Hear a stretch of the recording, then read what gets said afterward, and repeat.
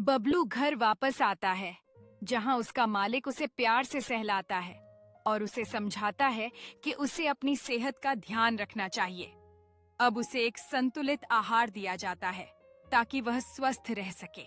कुछ समय बाद बबलू ने अपनी नई आदतों को अपनाया और पार्क में खेलने के लिए और भी ऊर्जावान हो गया।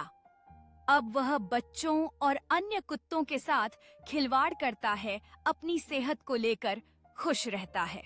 बबलू अब हर दिन पार्क में खेलता है और छोटे तालाब में कूदकर खुश होता है। उसे ताजगी का अनुभव होता है और पानी में खेलने का आनंद मिलता है। एक शाम बबलू एक पहाड़ी पर बैठकर सूर्यास्त का नजारा देखता है। उसे अपनी यात्रा और अच्छे स्वास्थ्य के लिए गर्व महसूस होता है, जबकि उसका मालिक उसे यादगार तस्वीर में कैद करता है।